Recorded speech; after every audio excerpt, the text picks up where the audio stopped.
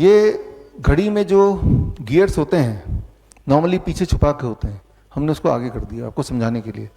और ये सारे घड़ी के जो गियर्स हैं वो एक पर्टिकुलर स्पीड में चल रहे हैं, तो वो आपको तीनों कांटे में सही टाइम दिखा रहा है, जो भी टाइम दिखा रहा है ये, ठीक है ना। अभी तो खैर अलग से टाइम दिखा रहा है, मान लेते हैं सिंपली कि वो इनके घड़ी के स्पीड को जो मैनेज कर रहा है, इन कांटों को पीछे ये गियर है।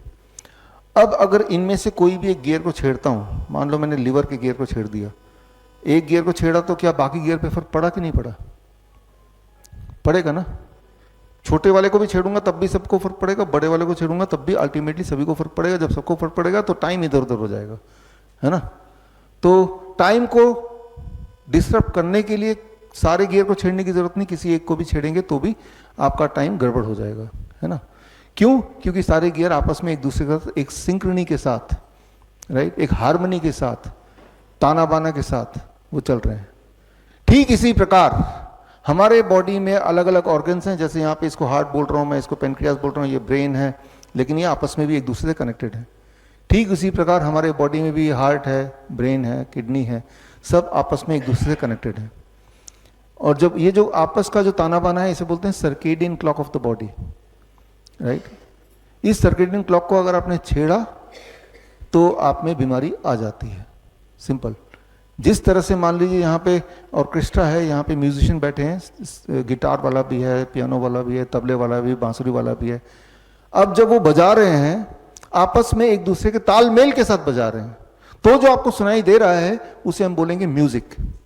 अब इमेजिन कीजिए इनमें से जो बांसुरी वाला पीछे बैठा उसको मैं छेड़ देता हूँ, डिस्टर्ब कर देता हूँ। जब वो डिस्टर्ब हो गया बाकी भी थोड़े थोड़े डिस्टर्ब हो गए, बजा सब रहे हैं अभी भी पूरी ताकत लगा के, लेकिन अब जो आपको सुनाई देगा what it will be called, not music, it should be called as noise.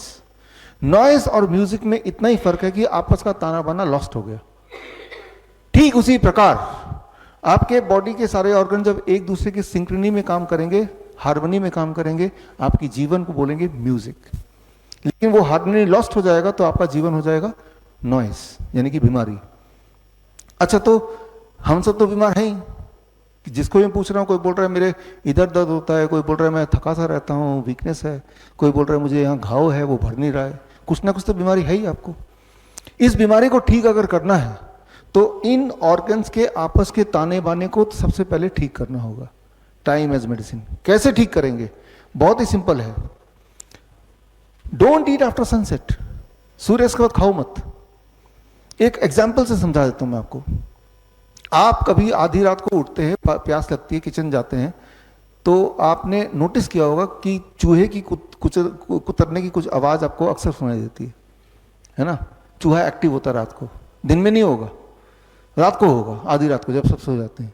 चूहे को भगवान ने नॉकटर्नल एनिमल बनाया है, वो रात को खाता है, खाना ढूंढता है, दिन में वो रेस्ट करता है, छुप जाता है। अब एक्सपेरिमेंट किया गया कई बार, चूहे 100 चूहे ले लिए एक ही तरह के, और 100 में से 50 चूहों को रात को खाना फीड किया गया मिडनाइट में, जो कि उसका नॉर्मल साइकिल ऑफ ईटिंग है, और 50 चूहों को वही वाला खाना सूर्य उगने के बाद फीड किया गया।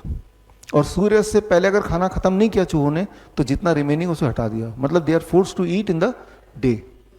ये देखा गया एक ही महीने के अंदर जिन चूहों को सुबह खाना मिला, सेम ही खाना, वो चूहे, उनका ब्लड शुगर बढ़ गया, उनका ब्लड प्रेशर बढ़ गया, वो मोटे होने लगे, कमज़ोर होने लगे, लिथार्जिक होने लगे, और कुछ चूहे का धीरे धीरे देख रहे डिटोरेट होते जा रहे उनकी, और उनकी कुछ चूहों की मौत भी हो गई। तो सिर्फ एक ही बात की, टाइम ऑफ ईटिंग को चेंज कर दिया। खाना सेम है, और जो चूहे बीमार पड़ गए 1 महीने के बाद लेकिन जिंदा है, उन चूहों का टाइम ऑफ ईटिंग दोबारा से पहले वाला कर दिया जो ओरिजिनल था, यानी कि मिडनाइट। अब देखा कि 1 हफ्ते के अंदर दे कुड रिवाइव। जितना टाइम लगा बीमार करने में, उसका बहुत फ्रैक्शन ऑफ टाइम में वो रिवाइव भी हो रहे हैं।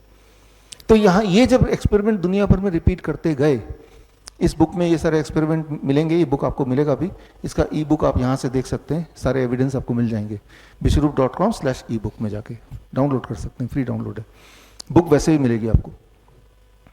तो जब ये एक्सपेरिमेंट बार बार किया तो एक बात समझ आई कि हर एनिमल का एक निर्धारित टाइम ऑफ ईटिंग है। उस ब्रैकेट के बाहर अगर खाएंगे तो ये जो आपस का जो बॉडी क्लॉक है, कनेक्शन है, वो बिगड़ जाएगा, एंड उससे कैंसर होता है, हार्ट डिजीज होता है, बीमारियां सारी होने लगती हैं। उसको दोबारा ठीक कर दो, बीमारियां गायब होने लगती हैं। Very very simple science.